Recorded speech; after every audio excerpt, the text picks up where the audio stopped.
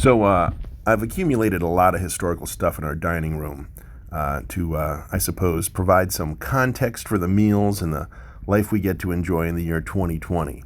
Now, we don't really eat in the dining room much because the dining room table is usually full of laundry, mail, and other things, but at least we can walk through this room and into the kitchen and see some things that can help us appreciate our place in the timeline of history. So here it is, the story of human progress told through about 24 objects in our dining room. This is a tetradrachma. It's a coin minted in the Periclean Golden Age of Greece around 425 BC.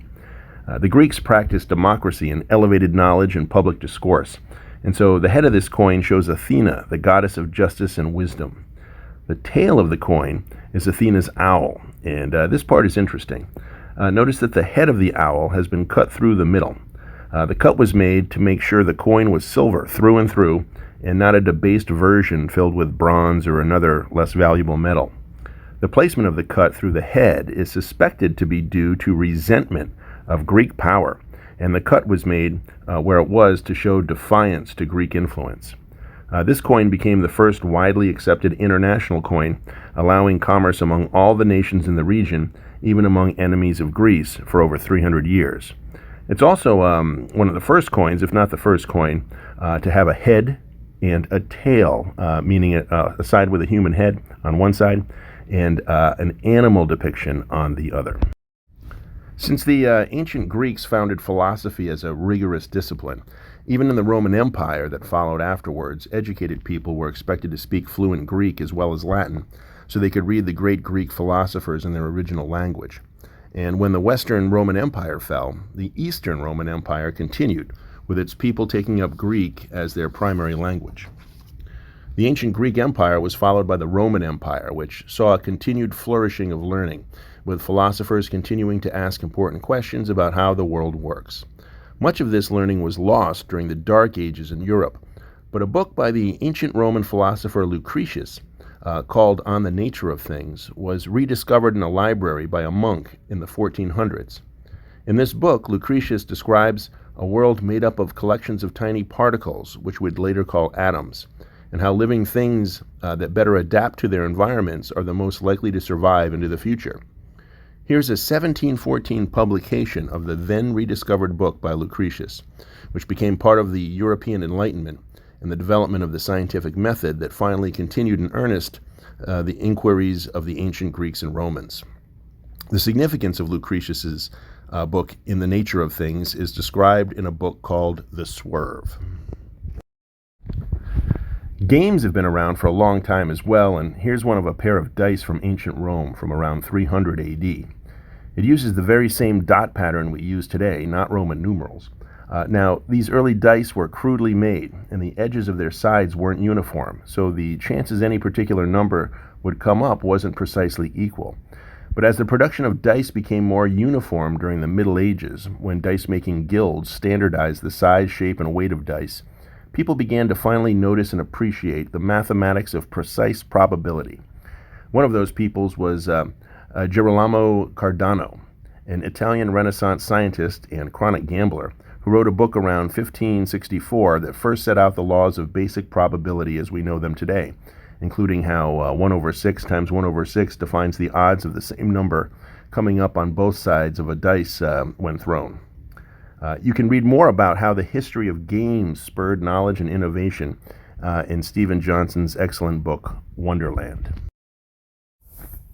In November 1693, a fellow named Samuel Pepys, who had been the Secretary of the British Admiralty and was later elected as President of the Science-Oriented Royal Society, wrote to Isaac Newton himself to ask him how to calculate various gambling odds. Newton obliged and showed Samuel Pepys that he was a lousy gambler. The great mathematician and scientist Isaac Newton was the head of the Royal Mint for the last 30 years of his life, where he helped stabilize British finances. But he ended up losing a lot of money by investing in the infamous South Sea Company, a joint stock company established in 1713 that was granted a monopoly on the British slave trade between the islands of the South Seas and South America. There was wild speculation in shares of the company fueled by corrupt trades, and the giant investment bubble collapsed in 1720. Newton himself owned some original South Sea Company stock and reportedly said he, quote, could calculate the motions of the heavenly stars, but not the madness of people, unquote. The South Sea Company survived in various forms for many years afterward, and by 1726 it was involved in Arctic whaling.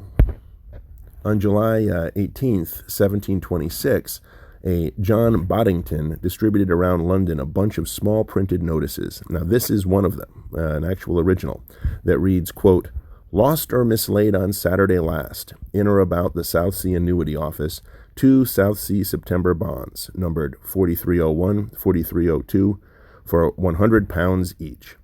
If any person will bring them to the bar at Jonathan's Coffee House, Exchange Alley, or to Mr. William Pepys at the Angel in Lombard Street, he's a banker, or to the bar at Nando's Coffee House, Temple Bar, shall have 5 guineas reward. Now a guinea back then contained about 1/4 ounce of gold, and no questions asked. And then he also adds NB. Now that's short for note well in Latin. The payment is stopped. So what he's saying is, hey, I mislaid these things. If you stole them, give them back to me. I'll give you a reward. I won't ask any questions. And by the way, if you try to cash in the bonds, you're not going to get paid because I already went to the office and told them they were stolen. Well, this little leaflet contains a lot of references to some of the most famous coffee shops in and around Exchange Alley in London, where early stock trading first started, including Jonathan's Coffee House, which saw the most intense trading activity, and Nando's, a coffee house on Fleet Street, popular with the legal profession in nearby courts. Interestingly, the William Pepys mentioned in the leaflet was a banker in London, and according to this published Genealogy of British Peerage, he was also a descendant of Samuel Pepys, who I mentioned earlier. William Pepys was the grandson of Samuel Pepys' brother, Richard. A great book covering the early history of stock trading and the South Sea Company is Money for Nothing, The Scientists, Fraudsters, and Corrupt Politicians Who Reinvented Money, Panicked a Nation, and Made the World Rich by Thomas Levinson. Rediscovered Greek and Roman ideas and new ones that arose from the Enlightenment spread around the world during the Age of Navigation, in which European powers used the latest technology to navigate ships across the Atlantic Ocean.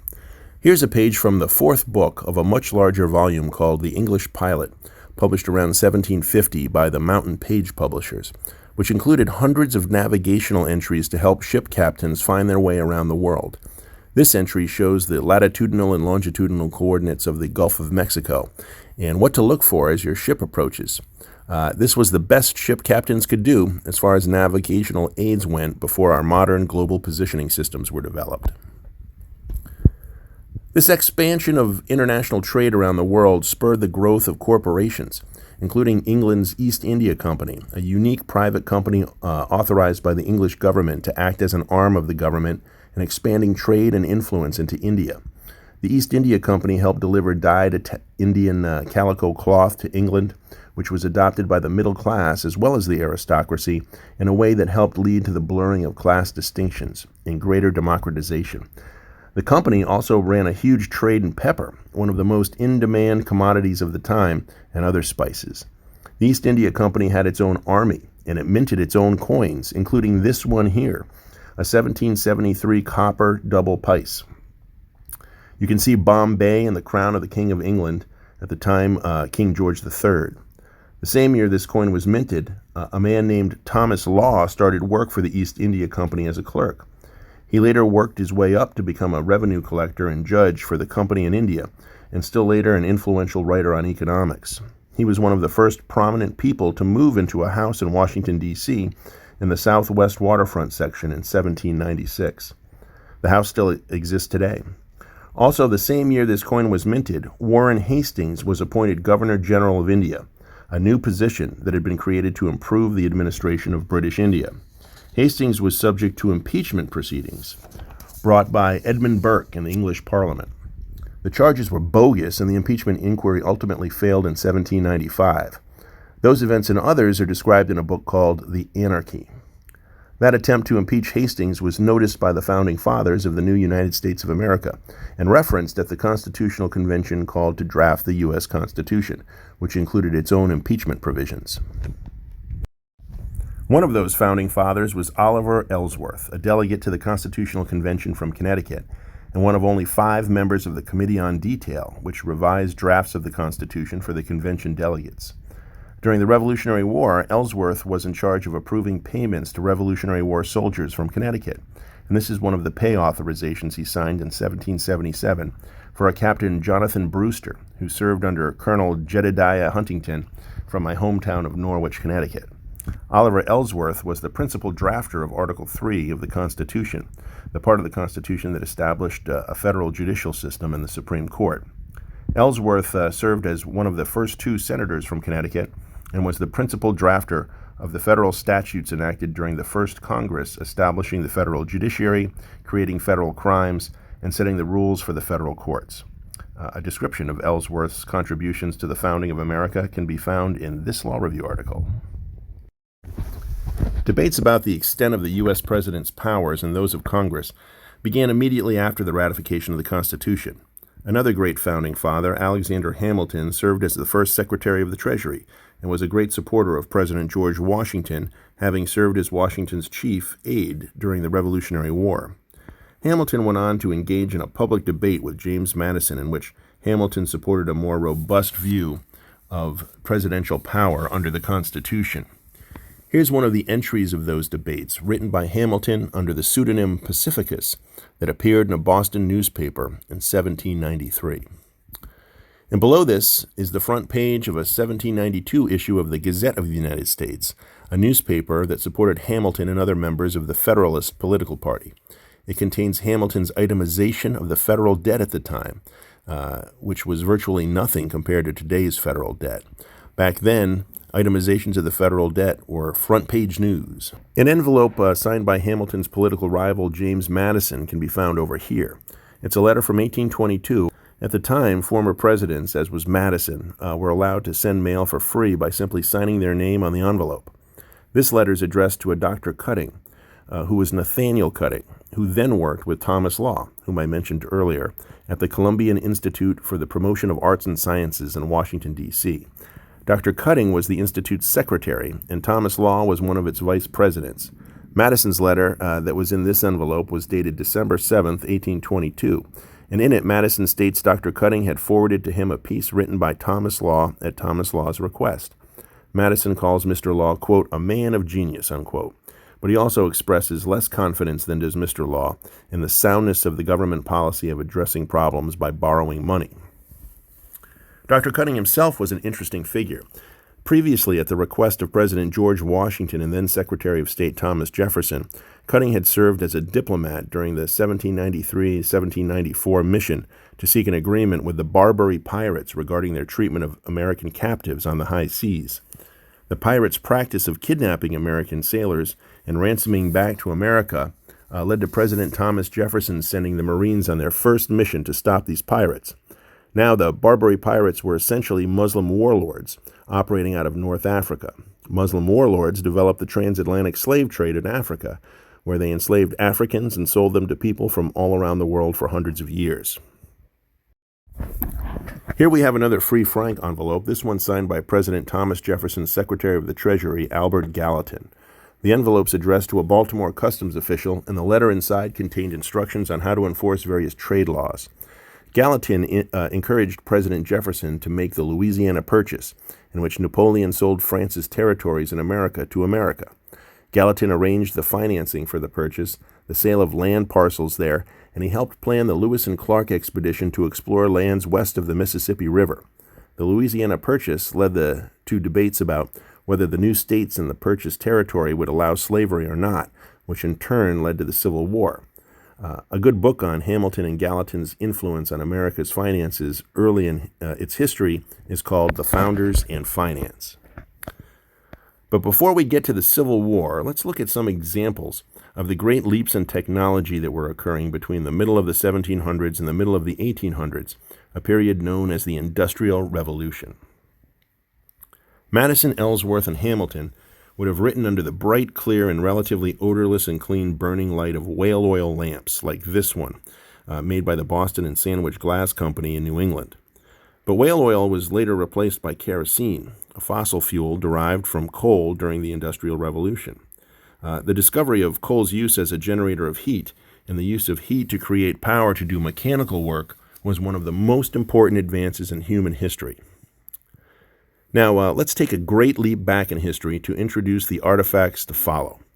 Here's a small part of a fossil from a tree that fell some 350 million years ago in a mudstone bed. You can see the imprint of the tree's bark. This tree fell during the Carboniferous period, a period in Earth's history marked by huge forests that absorbed large amounts of sunlight, capturing the sun's energy and burying it under immense pressure, concentrating that energy in the form of coal. The remains of these trees and other fossil fuels became the coal deposits of North America and England. This fossil, in fact, was unearthed 20 years ago when coal was being mined in West Yorkshire, England.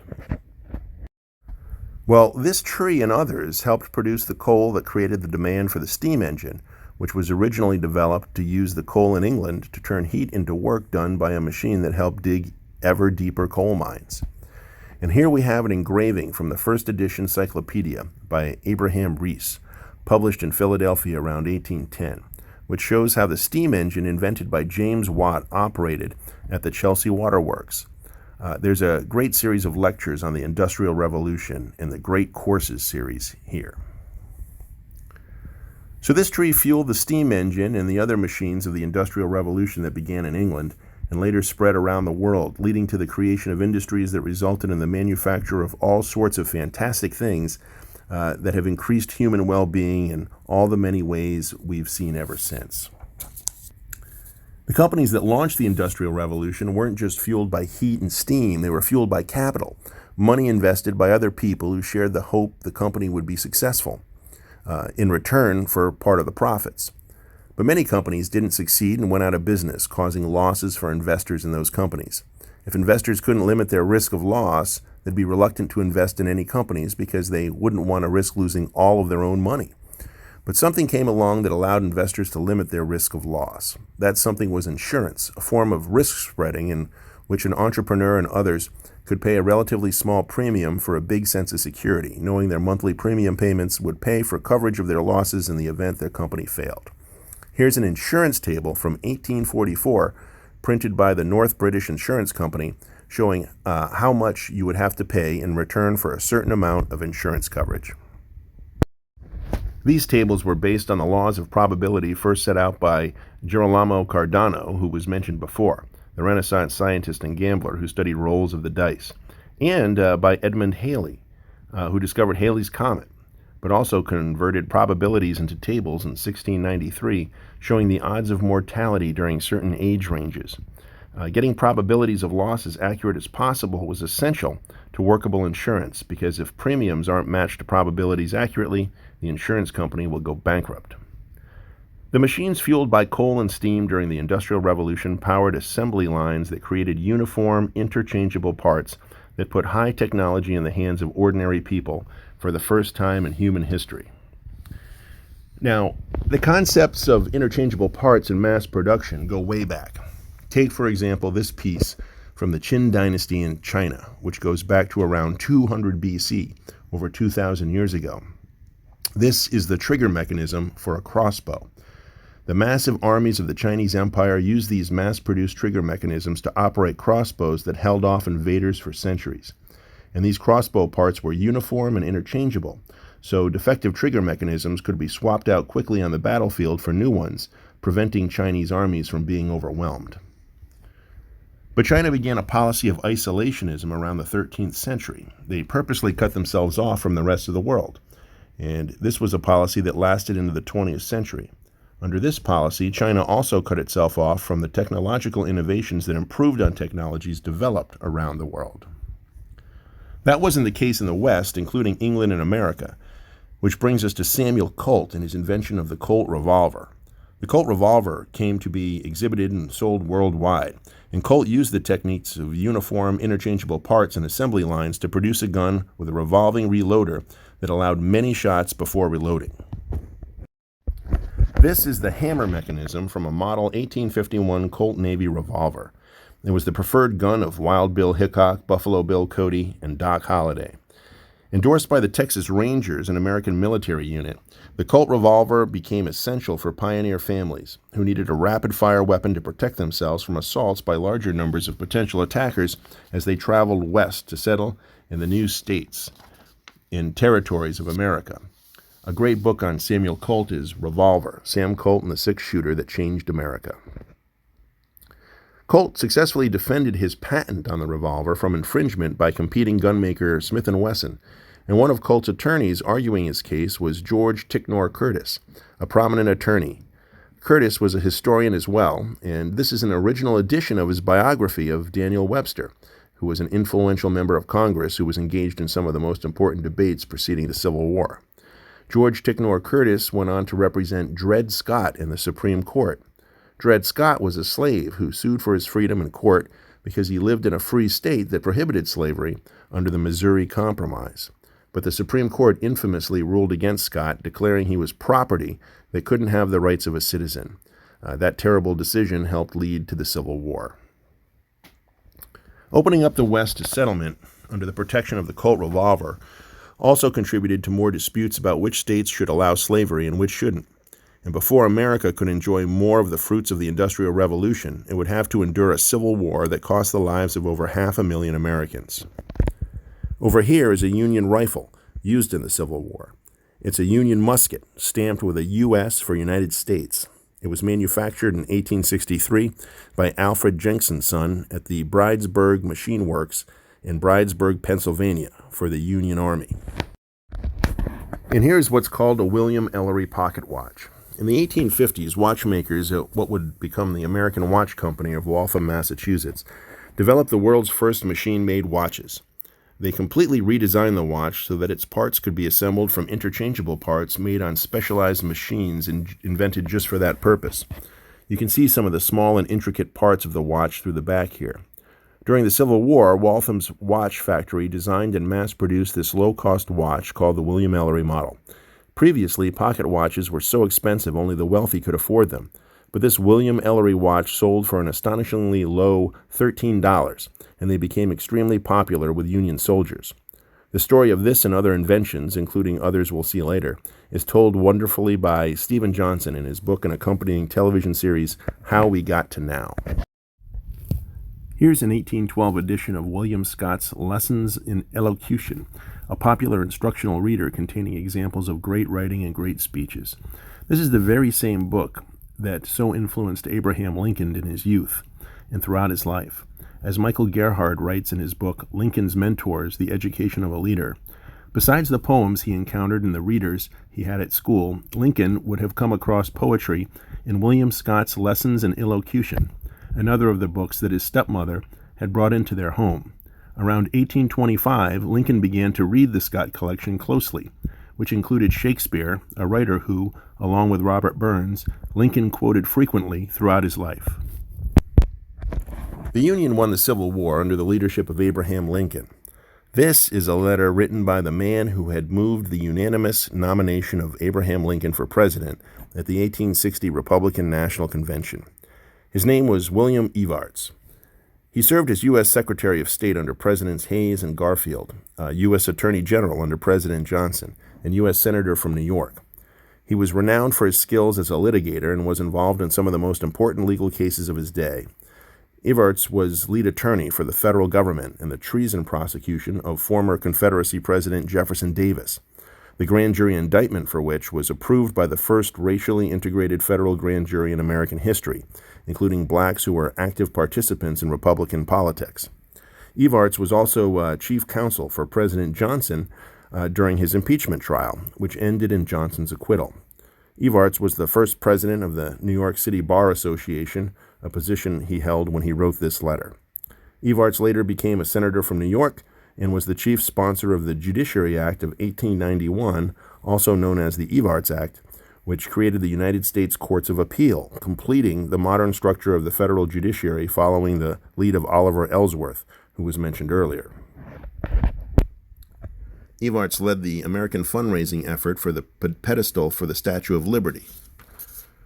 He gave a speech immediately preceding the unveiling of the statue on October 28, 1886.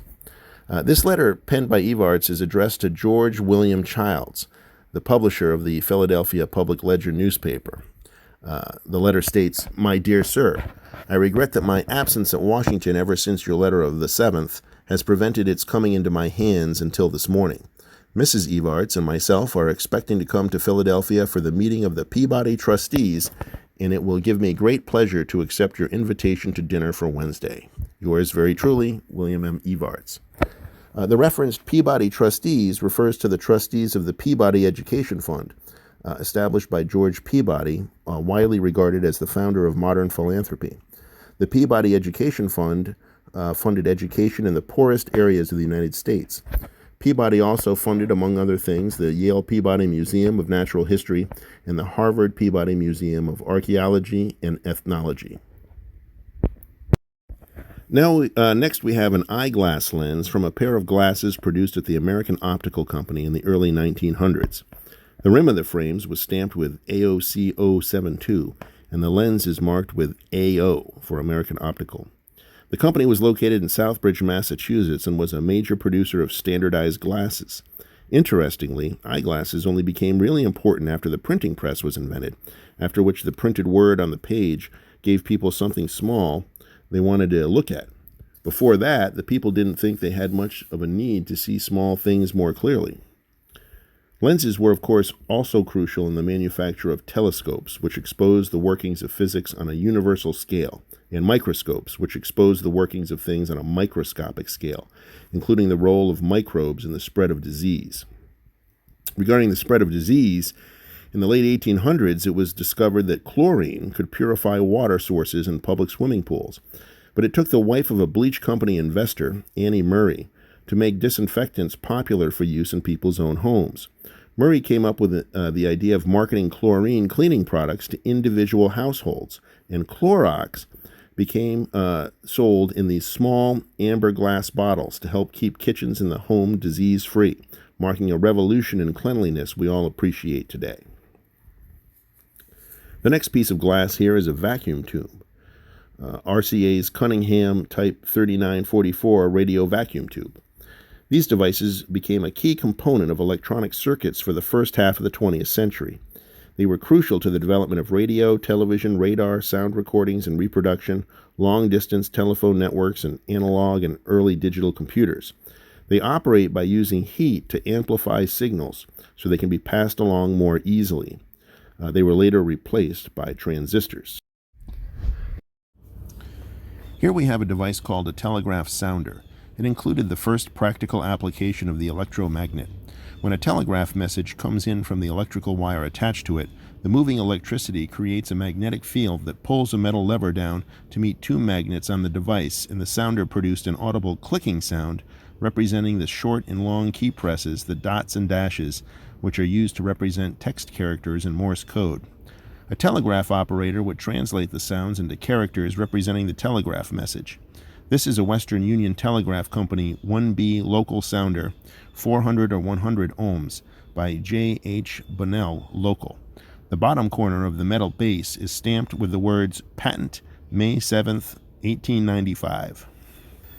This process of using on or off electrical signals to relay communication was dramatically expanded on by Claude Shannon, an American mathematician, electrical engineer, inventor, and cryptographer who is credited with founding the field of information theory.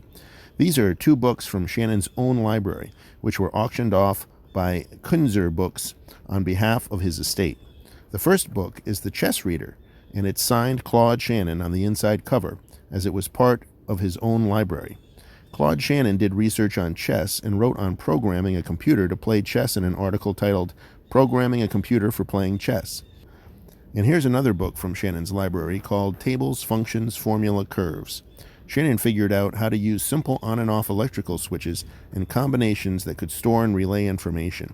And today, millions of such switches are on all small computer chips that make everything from the internet to video games possible. A great book on the history of electronic communication from Morse code to the computers of today is James Glick's book called The Information. Here we have a good illustration of how a single basic idea can lead to advances as the same technology is applied in more sophisticated ways going forward. First, look at the strips of paper with the holes punched in them. What are they? They were the first method of programming computers. This is how it worked.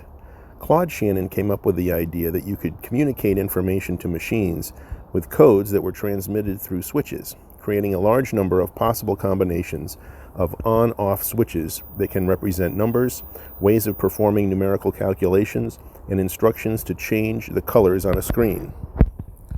That code was called binary code, which is codes of zeros and ones, where 0 means the switch is off and 1 means the switch is on. The two paper strips with the holes punched through them would run under a series of metal pins, and where there was an opening, the pin could poke through and complete a circuit, turning a switch on. If there wasn't a hole in the paper, the circuit would remain switched off. In this way, codes were transmitted to early computers. Now look at the top strip, which is a French satin ribbon used as hat trim. It's called a Jacquard ribbon, named after Joseph Jacquard, who used essentially the same system of punch cards in 1801 to allow pins with thread attached to either go through the hole or not go through the hole, depending on the color of the thread you wanted to use to make patterns on textiles. It looked like this. And it resulted in switching threads to make a pattern like this. Now back to paper punch strips used by early computers. Eventually, people figured out you could cut up these strips into separate programs that could be coded once and then popped into other programs multiple times.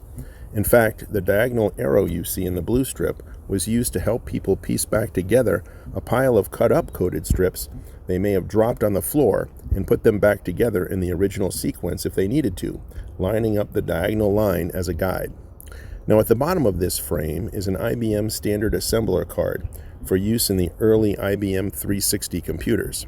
This card was used to translate, or assemble, binary codes of zeros and ones into simple commands in English, and vice versa, so more people could more easily learn to code using the English language, which of course they were more familiar with. Here are some instructions from a manual on how to use the card. This system resulted in the programming languages we use today to program computers. Regarding video games, here's an original Rolling Stone magazine issue dated December 7th, 1972, featuring a famous article about the first major video game tournament with players competing for the high score in an early video game called Space Wars. This article predicted the future immense popularity of video games. Here to represent Flight is a letter from Eddie Rickenbacker, thanking an Ohio public school administrator for recognizing his contributions to aviation. Rickenbacker was an American fighter ace in World War I and a Medal of Honor recipient. With 26 aerial victories, he was the United States' most successful fighting ace in World War I. He was also a race car driver, car designer, a military consultant, and a pioneer in air transportation, particularly as the longtime head of Eastern Airlines. Eastern Airlines ran much more frugally and efficiently than any other airline. One airline executive said, quote, "Eastern's costs were simply on a different plateau," unquote, and much lower than those of other carriers. But at the time, under heavy federal regulation, price cutting was virtually outlawed, and Eastern then couldn't do what Walmart does today, namely transform savings into lower prices and more customers. But Rickenbacker tried admirably, refusing to accept federal taxpayer money. And here's the most modern thing in the room and appropriate for the dining room, a Thermo King temperature gauge from its early years in the 1940s. Thermo King Corporation makes transport temperature control systems for trucks, trailers, shipboard containers, and railway cars. The company pioneered the refrigerated transport of food, allowing people to eat better and with more variety than ever before, regardless of season, by creating a farm-to-fork cold chain that allowed foods to remain good to eat after being transported long distances. The company also invented the first portable refrigerators that were used to feed troops stationed overseas in World War II. Thermo King's products made possible large supermarkets in the modern restaurant industry. The history of the next three items are well described in Charles Fishman's book, One Giant Leap, which describes the technology that went into the first manned mission to the moon. A fellow named Charles Doc Draper worked at the Massachusetts Institute of Technology, and during World War II, he and his colleagues worked on the problem of providing accurate gun sights to protect Allied warships from incoming enemy aircraft. As described in the book One Giant Leap, quote, aiming an anti-aircraft gun at an attacking airplane was a complicated problem. The ship it was mounted on was moving and also crashing through waves. The gun doing the shooting was vibrating furiously, and the attacking airplane was moving.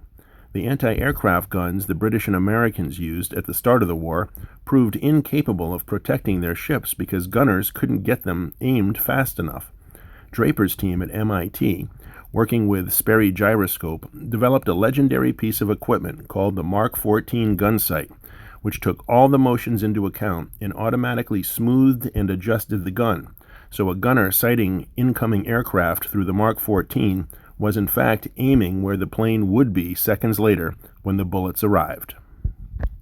This is an actual manual for soldiers on how to operate the Mark 14 gun sight.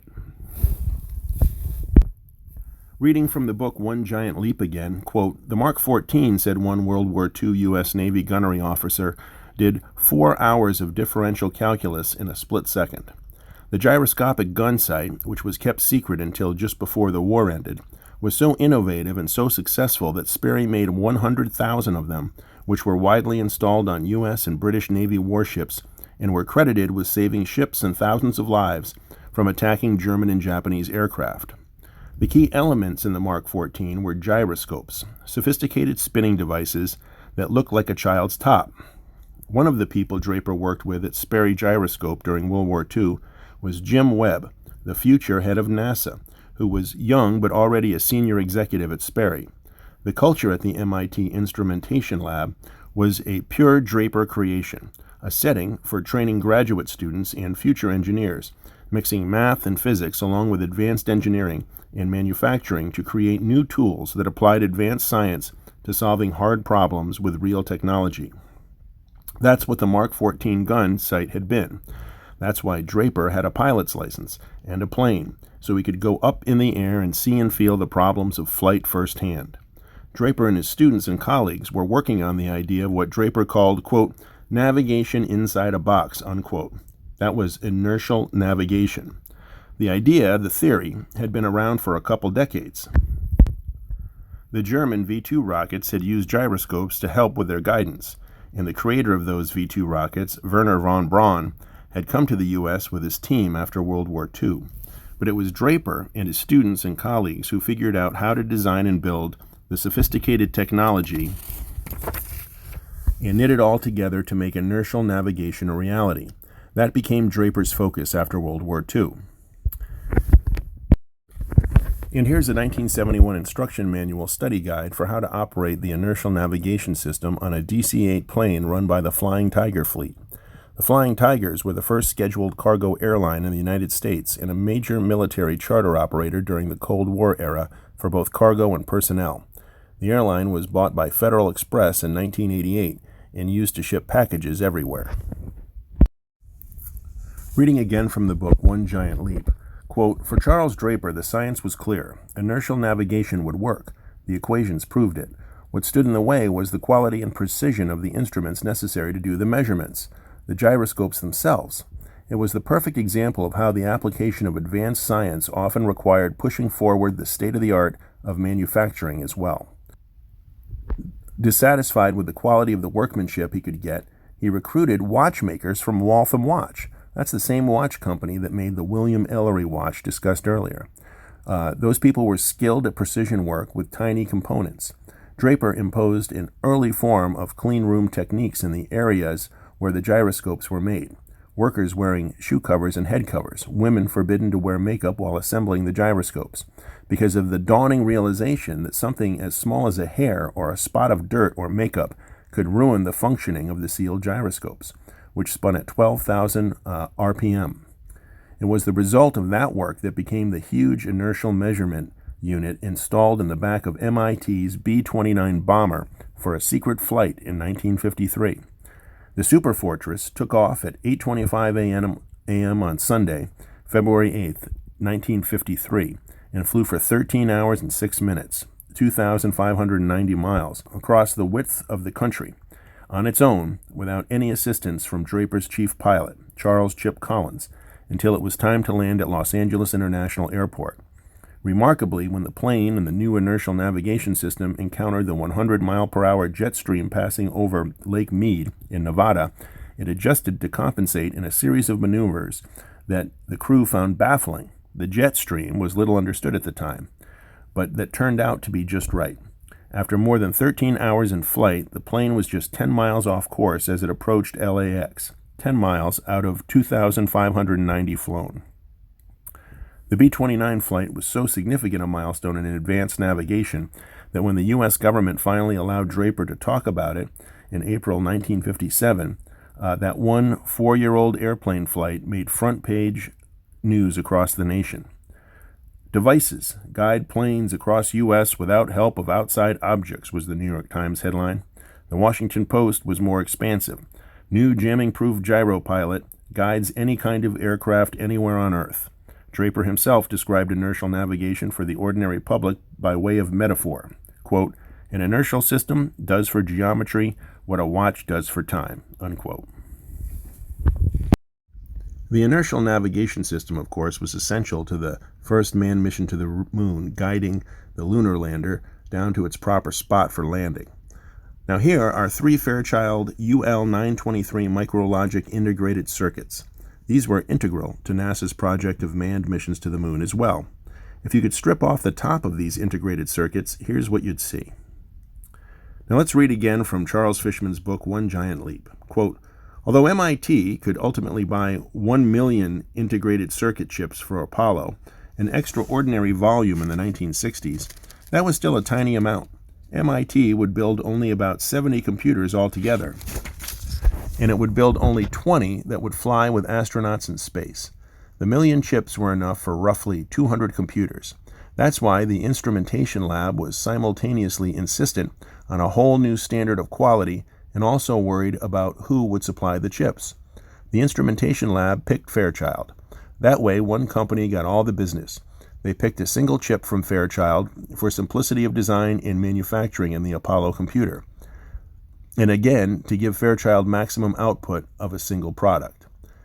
They specified that the same chip had to be used in the ground support and testing equipment at MIT and NASA facilities. Even so, Fairchild actually dropped the particular chip MIT was using, the Micrologic, right in the middle of the race to the moon because it was becoming outdated. But it was picked up and sustained by Philco Corporation until the Apollo computers were finished. And now to round out our tour is this limited edition ticket to the House Judiciary Committee hearing room for the day the U.S. House of Representatives had a hearing on constitutional impeachment standards during the proceedings of the impeachment of President Donald Trump. Like the failed 1795 English impeachment of the Governor General of India, Warren Hastings, whom we heard about earlier, this impeachment deserved to fail as well. So that brings us to the end of our dining room history tour. As you can see, the story behind lots of these small things can add up to a pretty grand narrative of human history. And there's always more to add. Hope you enjoyed the tour.